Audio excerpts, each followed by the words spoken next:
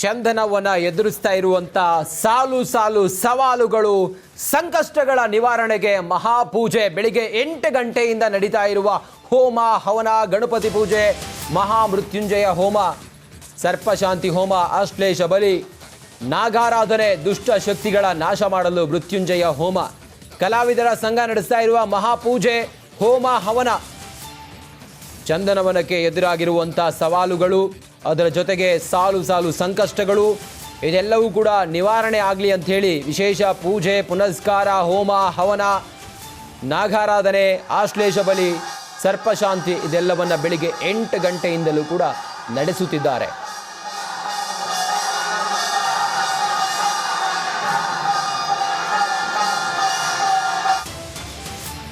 ಪೂಜೆ ಪುನಸ್ಕಾರ ನಡೀತಾ ಇದೆ, ನಾಗಾರಾಧನೆ ನಡೀತಾ ಇದೆ. ನಾಗಾರಾಧನೆಯ ವೇಳೆ ಹಿರಿಯ ನಟಿ ಭಾವೋದ್ವೇಗಕ್ಕೆ ಒಳಗಾಗಿದ್ದಾರೆ, ಆವೇಶಕ್ಕೆ ಒಳಗಾಗಿದ್ದಾರೆ. ಹಿರಿಯ ನಟಿ ಜ್ಯೋತಿ ಬಂಟ್ವಾಳ ನಾಗಾರಾಧನೆಯ ವೇಳೆ, ಪೂಜೆ ವೇಳೆ ಭಾವೋದ್ವೇಗಕ್ಕೆ ಒಳಗಾಗಿದ್ದಾರೆ. ಹಿರಿಯ ನಟಿ ಜ್ಯೋತಿ ಭಾವೋದ್ವೇಗದ ಬಳಿಕ ರಿಪಬ್ಲಿಕ್ ಕನ್ನಡಕ್ಕೆ ಪ್ರತಿಕ್ರಿಯೆಯನ್ನ ನೀಡಿದ್ದಾರೆ.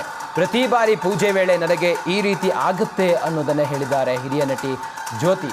ಪೂಜೆ ಪುನಸ್ಕಾರ ನಡೀತಾ ಇತ್ತು, ನಾಗಾರಾಧನೆ ನಡೀತಾ ಇತ್ತು. ಆ ಸಮಯದಲ್ಲಿ ಭಾವೋದ್ವೇಗಕ್ಕೆ ಹಿರಿಯ ನಟಿ ಜ್ಯೋತಿ ಅವರು ಒಳಗಾಗಿದ್ರು. ಆಗ ಅಲ್ಲಿದ್ದಂಥ ಸಹ ಕಲಾವಿದರು ಯಾರಿದ್ದಾರೆ, ಇನ್ನುಳಿದಂಥ ಕಲಾವಿದರು ಎಲ್ಲರೂ ಕೂಡ ಅವ್ರನ್ನ ಹಿಡ್ಕೋತಾರೆ. ನೋಡಿ ಏನಾಯಿತು ಅನ್ನೋದರ ದೃಶ್ಯ ಇದು.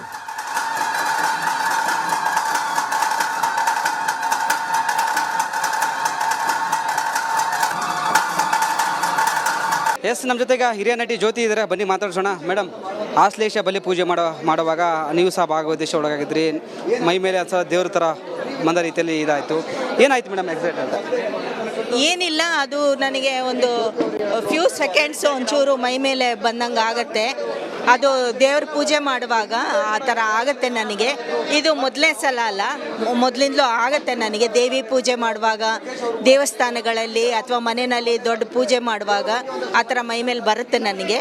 ಸೊ ಅದೇ ಥರ ಇಲ್ಲಿ ಆಶ್ಲೇಷ ಬಲಿ ಮಾಡುವಾಗ ನನಗೆ ಒಂಚೂರು ಮೈ ಮೇಲೆ ಬಂದಂಗೆ ಆಯಿತು. ಅದು ಫ್ಯೂ ಸೆಕೆಂಡ್ಸ್ ಮಾತ್ರ, ಯಾಕಂದರೆ ಮೊದಲು ತುಂಬ ಹೊತ್ತು ಬರ್ತಾಯಿತ್ತು, ನನಗೆ ತಡ್ಕೊಳಕ್ಕೆ ಆಗ್ತಾ ಇರಲಿಲ್ಲ. ಆದ್ದರಿಂದ ಈಗ ನಾನು ದೇವ್ರ ಹತ್ರ ಬೇಡ್ಕೊಂಡಿದ್ದೀನಿ, ಅಷ್ಟು ಹೊತ್ತು ಬರೋದು ನನಗೆ ತುಂಬ ವೈಬ್ರೇಷನ್ ಬಂದರೆ ತಡ್ಕೊಳಕ್ಕಾಗಲ್ಲ ಅಂತ. ಸೊ ಹಾಗಾಗಿ ಒಂದು ಸ್ವಲ್ಪ ಸೆಕೆಂಡ್ಸ್ ಬಂದು ಹೋಯಿತು. ಸೊ ಹಿಂದೆ ಏನಾದರೂ ಈ ಥರ ಘಟನೆ ಆಗಿತ್ತಾ, ಈ ಥರ ಬಂದಿತ್ತಾ? ಅದನ್ನೇ ನಾನು ಈಗ ಹೇಳಿದ್ದು. ನನಗೆ ದೇವಿ ದೇವಸ್ಥಾನದಲ್ಲಿ ಮತ್ತು ನಾಗಾ ಟೆಂಪಲಲ್ಲೆಲ್ಲ ಆ ಥರ ಒಂದು ಸ್ವಲ್ಪ ಮೈ ಮೇಲೆ ಬರುತ್ತೆ.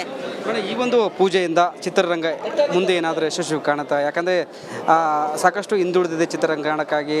ವಿಶೇಷ ಪೂಜಾ ಪುನಸ್ಕಾರ ಇವತ್ತಾಯಿತು, ಹೋಮವನ ಆಯಿತು. ಹೌದು, ಅದನ್ನೇ ಹೇಳಬೇಕು ಅಂತಲೇ ನಾನು ಇದು ಮಾಡಿದ್ದು. ಯಾಕಂದರೆ ಇವಾಗ ಸುಮಾರು ವರ್ಷದಿಂದ ನಮ್ಮ ಕನ್ನಡ ಇಂಡಸ್ಟ್ರಿನಲ್ಲಿ ತುಂಬ ಸೋಲನ್ನು ಕಾಣ್ತಾ ಇದೆ. ಚಿತ್ರಗಳೆಲ್ಲ, ಕಲಾವಿದರೆಲ್ಲ ಕಂಗಾಲಾಗೋಗಿದ್ದಾರೆ. ಸುಮಾರು ಕಲಾವಿದರಿಗೆಲ್ಲ ಕೆಲಸ ಇಲ್ಲದೆ ತುಂಬ ಕಷ್ಟದಲ್ಲಿದ್ದಾರೆ. ಸೊ ಹಾಗಾಗಿ ಎಲ್ರಿಗೂ ಒಳ್ಳೆಯದಾಗಲಿ ಅನ್ನೋ ಒಂದು ಮನೋಭಾವದಿಂದ ನಮ್ಮ ದೊಡ್ಡಣ್ಣ ಅವರು, ರಾಕ್ಲೈನ್ ವೆಂಕಟೇಶ್ ಅವರು, ನಮ್ಮ ಚಲನಚಿತ್ರ ಕಲಾವಿದರ ಸಂಘದ ಮೂಲಕ ಇದು ಎಲ್ಲ ಪೂಜೆಯನ್ನು ಮಾಡಿಸಿದ್ದಾರೆ. ಸೊ ಎಲ್ಲ ಹಾಗೂ ನಮ್ಮ ದರ್ಶನ್ ಅವ್ರೂ ಈಗ ಸಂಕಷ್ಟದಲ್ಲಿದ್ದಾರೆ. ಲೀಡಿಂಗ್ ಹೀರೋ ಅಂತ ಇರೋ ಅಂತ ಅವರು ಒಂದು ಕೇಸಲ್ಲಿ ಸಿಕ್ಕಾಕೊಂಡು ಒಳಗಡೆ ಇರೋದ್ರಿಂದ ಲಕ್ಷಾನುಗಟ್ಟಲೆ ಅಲ್ಲ ಕೋಟಿಗಟ್ಟಲೆ ದುಡ್ಡು ಬ್ಲಾಕ್ ಆಗಿದೆ. ಸೊ ಅದೆಲ್ಲ ಸರಿ ಹೋಗಿ ಎಲ್ರಿಗೂ ಕೆಲಸ ಸಿಗೋ ಹಾಗಾಗಲಿ, ಎಲ್ಲ ಪಿಕ್ಚರು ಸಕ್ಸಸ್ ಆಗಲಿ ಅಂತ. ಕೆಲ ನಿರ್ಮಾಪಕರು, ಕೆಲವರು ನಟ ನಟಿಯರು ಹೇಳ್ತಿದ್ದಾರೆ ದರ್ಶನ್ಗೋಸ್ಕರ ಈ ಒಂದು ಹೋಮವನ್ನ ಮಾಡ್ತಿದ್ದಾರೆ, ಅದಕ್ಕೆ ಕೆಲ ನಟ ನಟಿಯರು ಬಂದಿಲ್ಲ ಅಂತ. ಅದು ಏನು ಅಂತ ನನಗೆ ಗೊತ್ತಿಲ್ಲ, ಸ್ಪಷ್ಟತೆ ಇಲ್ಲ. ಸೊ ಬರೋರೆಲ್ಲ ಬಂದಿದ್ದಾರೆ, ಯಾರೆಲ್ಲ ಬಂದಿಲ್ವೋ, ಯಾತಕ್ಕೆ ಬಂದಿಲ್ವೋ ಅದು ಗೊತ್ತಿಲ್ಲ ನನಗೆ. ಸೊ ಎಲ್ರಿಗೂ ಒಳ್ಳೆಯದಾಗಲಿ ಅನ್ನೋ ಮನೋಭಾವದಿಂದ ಇದನ್ನು ಪೂಜೆನ ಮಾಡಿದ್ದಾರೆ.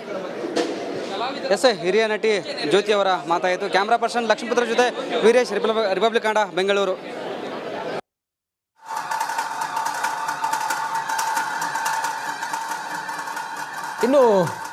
ಇನ್ನು ಚಂದನವನಕ್ಕೆ ಆವರಿಸಿರುವಂಥ ಈ ಕರಿಛಾಯೆ ಇದೆಯಲ್ಲ, ಇದರ ಒಂದು ಶಮನಕ್ಕಾಗಿ ಹೋಮ ಹವನ, ಪೂಜೆ ಪುನಸ್ಕಾರ ಇದೆಲ್ಲ ನಡೀತಾ ಇದೆ. ಹಿರಿಯ ನಟ ಜಗ್ಗೇಶ್ ಅವರು ಇದರ ಬಗ್ಗೆ ಮಾತಾಡಿದ್ದಾರೆ. ಏನು ಹೇಳಿದ್ದಾರೆ ಅನ್ನೋದರ ನೋಡೋಣ ಬನ್ನಿ. ನಮಗೆ ಕೃಷ್ಣನ ಒಂದೇ ಒಂದು ಮಾತು ನಿತ್ಯ ನಿರಂತರವಾಗಿ ನಂಬಿಕೆ ಇಟ್ಟಿದ್ವಿ. ಅದಕ್ಕೆ ಫುಟ್ಪಾತಿಂದ ಮೇಲೆ ಎದ್ದು ಬಂದಿದ್ದೀವಿ. ಯಾಕೆಂದರೆ ನನಗೆ ಭಾಳ ನೋವಾಯಿತು. ದೇವ್ರ ಬಗ್ಗೆ ಎಲ್ಲ ಮಾತಾಡಿದಾಗೆಲ್ಲ ಅದನ್ನು ಅಪಭ್ರಂಶ ಮಾಡಿ ಮಾತಾಡುವಂಥದ್ದು ಎಲ್ಲ ನಾನು ನೋಡಿದೆ. ಅದು ಅವರವರ ಸಂಸ್ಕೃತಿ, ಯಾರೇ ಆಗಿರ್ತದೆ. ಶಾರದಾ ದೇಗುಲ ಅಂದರೆ ಅವರೆಲ್ಲರೂ ಕೂಡ ಶಾರದೆಯ ಮಕ್ಕಳು ಒಂದು ಮೇಕಪ್ ಹಾಕ್ಕೊಂತಾರೆ. ಅಲ್ಲಿ ಕೂಡ ಒಂದು ದೇವರಿಗೆ ನಮಸ್ಕಾರ ಮಾಡಿ ನಮ್ಮ ಕೆಲಸನ ಆರಂಭ ಮಾಡೋದು ನಮ್ಗೆ ಹೇಳ್ಕೊಟ್ಟಿರೋದು. ನಮಗೆ ಬೇರೆಯವ್ರ ಬಗ್ಗೆ ನನಗೆ ಗೊತ್ತಿಲ್ಲ.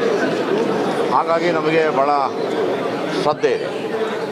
ಕೃಷ್ಣ ಒಂದೇ ಮಾತು ಹೇಳಿರೋದು, ಆ ಮಾತನ್ನು ನಾವು ಪಾಲಿಸ್ಕೊಂಡ್ಬರ್ತಾ ಇದ್ದೀವಿ. ಅನನ್ಯ ಚಿಂತೆಯಂತೋಮ ಯೇ ಜನ ಪರಿಪಾತ್ರ ತೇಷಾಂ ನಿತ್ಯಾಭಿಯುಕ್ತಾನಂ ಯೋಗಕ್ಷೇಮಂ ವಹಾಮ್ಯಂ. ನಂಬು ನಾವು ಉದ್ಧಾರ ಆಗ್ತೀವಿ ಅಂತ. ನನಗೆ ಅದು ನನಗೆ ಅಂತಲ್ಲ, ಬಹುತೇಕರು ಇವಾಗ ರಾಕ್ಲೈನ್ ವೆಂಕಟೇಶ್ ಆಗಲಿ, ಗೋವಿಂದವ್ರಾಗಲಿ, ಇನ್ನೂ ಅನೇಕ ಸ್ನೇಹಿತರು ಯಾರ್ಯಾರಿದ್ದಾರೆ, ನಾವೆಲ್ಲ ದೇವರನ್ನು ನಂಬಿ ಬೆಳೆದವರು. ಬಟ್ ನಮಗೆ ಸ್ವಲ್ಪ ಆಶ್ಚರ್ಯ ಆಗಿದ್ದು ಅಂದರೆ ದೇವ್ರ ವಿರೋಧಿಗಳು ಕೂಡ ನಮ್ಮಲ್ಲಿದ್ದಾರೆ. ಅವ್ರನ್ನೆಲ್ಲ ನಾನು ಒಂದು ವಿನಂತಿ ಮಾಡ್ತೀನಿ, ನೀವೆಲ್ಲ ಹೋಗಿ ಅನ್ಯ ಧರ್ಮೀಯರ ಹತ್ರ ಹೆಂಗೆ ಅವ್ರ ಧರ್ಮನ ಉಳಿಸ್ಕೊತಾರೆ ಅಂತ ಹೋಗಿ ನೋಡ್ಕೊಂಬನ್ನಿ. ನಿಮಗೆ ಗೌರವ ಹೆಚ್ಚುತ್ತೆ. ತಮ್ಮ ಪ್ರಾಣ ಬೇಕಾದ್ರೆ ಬಿಡ್ತಾರೆ, ಅವರ ಧರ್ಮದ ಒಂದು ಗೌರವವನ್ನು ಬಿಡೋಕ್ಕೋಗೋದಿಲ್ಲ. ಬಟ್ ನಮ್ಮಲ್ಲೇ ಈ ರೀತಿಯಾದಂಥ ಭಾಷೆಗಳನ್ನೆಲ್ಲ ಹೇಳಿದಾಗ ಒಂದು ಸ್ವಲ್ಪ ಜಾಣ್ಮೆ ಇರಬೇಕು. ಯಾಕೆ ಅಂದರೆ ನಂಬಿಕೆ ಉಳ್ಳವರು 90 ಭಾಗ ಇದ್ದಾರೆ, ನಂಬಿಕೆ ಇಲ್ಲದೆ ಇದ್ದವರು 10 ಭಾಗ ಇದ್ದಾರೆ. ಹಾಗೆ 10 ಭಾಗದವರು 90 ಭಾಗದವರನ್ನು ನೋಯಿಸ್ಬಾರ್ದು. ಇದು ನನ್ನ ವಿನಂತಿ, ಬೇರೆ ಇನ್ನೇನಿಲ್ಲ ನಾವು ಹೇಳೋವಂಥದ್ದು. ಇದು ನಮ್ಮ ಹಿರಿಯರಿಂದಲೂ ಕೂಡ ಮಗು ಹುಟ್ಟಿದ ಕೂಡಲೇ ಮಗುವಿನ ಒಂದು ಸಮಯವನ್ನು ಬರೆದು ಕೊಡಿ ಭಟ್ರೆ ಅಂತೇಳಿ, ಮಗು ಹುಟ್ಟಿದ ನಂತರ ಒಂದು ಜಾತಕವನ್ನು ಮಾಡಿಕೊಡಿ ಅಂತೇಳಿ, ಅರೋಸ್ಕೋಪನ್ನು ಮಾಡಿಕೊಡಿ ಅಂತೇಳಿ. ಹಾಗಾಗಿ ಇವತ್ತಿನ ದಿನ ಕನ್ನಡ ಚಿತ್ರರಂಗದಲ್ಲಿ ಒಳ್ಳೆಯ ಧಾರ್ಮಿಕ ಸತ್ಕಾರ್ಯವನ್ನು ಒಳ್ಳೆಯ ಮನಸ್ಸಿನಿಂದ ಮಾಡಿದ್ದಾರೆ. ಇನ್ನು ಮುಂದಕ್ಕೆ ಇನ್ನಷ್ಟು ಬೆಳೆಯಲಿ, ಕನ್ನಡ ಚಿತ್ರೋದ್ಯಮ ಇನ್ನಷ್ಟು ಒಳ್ಳೆಯ ಹೆಸರನ್ನು ತರಲಿ, ಬರಬಹುದಾದಂಥ ಸಮಸ್ತ ದುಷ್ಟಾರಿಷ್ಟ ಕಷ್ಟ ದೋಷಗಳು ಪರಿಹಾರ ಆಗಲಿ. ಕಷ್ಟ ಬಂದೇ ಪೂಜೆ ಮಾಡಬೇಕು ಅಂತ ಇಲ್ಲ, ಸುಖ ಇರುವಾಗಲೂ. ಕಲಾವಿದರ ಸಂಘದಲ್ಲಿ ಹೋಮವನ್ನು ಇಟ್ಟಿದೆ. ನಟಿ ಗಿರಿಜಾ ಲೋಕೇಶ್ ಅವರು ಭಾಗಿಯಾಗಿದ್ದಾರೆ. ನಮ್ಮ ಜೊತೆಗೆ ಅವರಿದ್ದರೆ ಬನ್ನಿ ಮಾತಾಡ್ಸೋಣ. ಮ್ಯಾಮ್, ಇವತ್ತು ಹೋಮವನದಲ್ಲಿ ಭಾಗಿಯಾಗಿದ್ದೀರಾ, ಏನು ಹೇಳ್ತೀರಿ ಮೇಡಮ್ ಅಂತ? ತುಂಬ ಖುಷಿ ಆಗ್ತಿದೆ. ಆ ದೇವರನ್ನು ಯಾರು ಬಿಟ್ಟರು ಆ ದೇವ್ರ ಕೈ ಬಿಡಲ್ಲ ಅನ್ನೋ ಒಂದು ನಂಬಿಕೆ ನಮಗಿದೆ. ಸೊ ಹಾಗಾಗಿ ನಮ್ಮ ಅಪ್ಪನ ಗಟ್ಟಿಯಾಗಿ ಹಿಡ್ಕೊಂಬಿಡೋಣ. ಹಿಡ್ಕೊಂಡ್ರೆ ಎಲ್ಲರಿಗೂ ನೋಡಿ, ನಮ್ಮಿಂದ ನೀವು ಬದುಕ್ತೀರಾ, ನಿಮ್ಮಿಂದ ಸಾಕಷ್ಟು ಜನ ಬದುಕ್ತಾರ, ಎಲ್ಲ ನೋಡ್ತಾರೆ, ನಿಮ್ಮನ್ನು ನೋಡ್ತಾರೆ, ಏನು ಸುದ್ದಿ ಕೊಡ್ತೀರಾ ನೀವು ಅಂತ ಎಲ್ಲರೂ ನೋಡ್ತಾರೆ.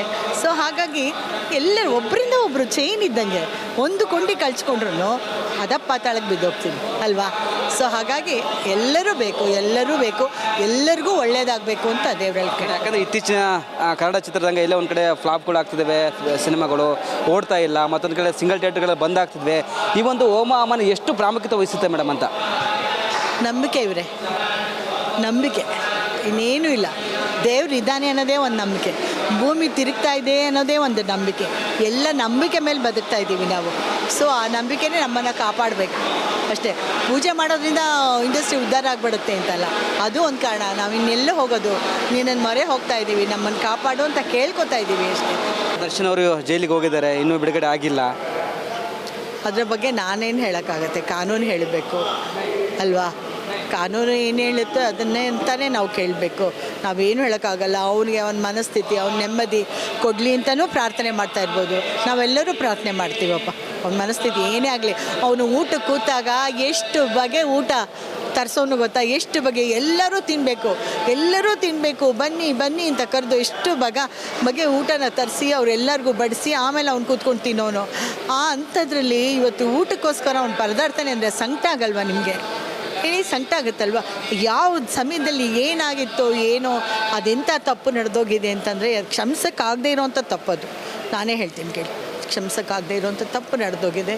ಆ ದೇವರು ಅದೇನೋ ನಮ್ಮ ಕಾನೂನು ಏನು ಹೇಳ್ತಾರೋ ಅದಕ್ಕೆ ತಲೆವಾಗಿ ನಡ್ಕೋಬೇಕಾಗಿರೋದು ನಮ್ಮ ಕರ್ತವ್ಯ. ಯಾಕಂದರೆ ಮೇಡಮ್, ಈ ಮೃತ್ಯುಂಜಯ ಹೋಮ ದರ್ಶನಕ್ಕಾಗಿ ಮಾಡ್ತಿದ್ದಾರೆ ಅಂತ ಒಂದು ಆರೋಪ ಇತ್ತು, ಅದಕ್ಕೆ ಕ್ಲಾರಿಟಿ ಸಹ ಕೊಟ್ಟರು. ಆರೋಪ ಅಂತ ಯಾಕೆ ಅನ್ಕೋತೀರಾ?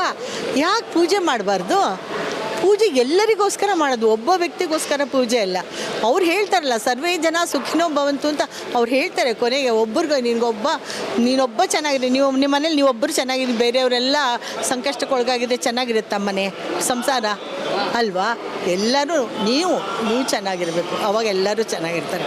ನಾನು ಚೆನ್ನಾಗಿದ್ದೀನಿ, ಎಲ್ಲರನ್ನೂ ಚೆನ್ನಾಗಿ ಇಟ್ಕೊಳ್ಳೋಣ. ಈ ಹೋಮೆಯಿಂದ ಕನ್ನಡ ಚಿತ್ರರಂಗಕ್ಕೆ ಒಳ್ಳೆಯದಾಗಲಿ ನಾವು ಸಹ ಕೇಳಿಕೊಡ್ತೀವಿ ಮೇಡಮ್. ಇದಿಷ್ಟು ನಟಿ ಗಿರಿಜಾ ಲೋಕೇಶ್ ಅವರ ಮಾತಾಯಿತು. ಕ್ಯಾಮ್ರಾ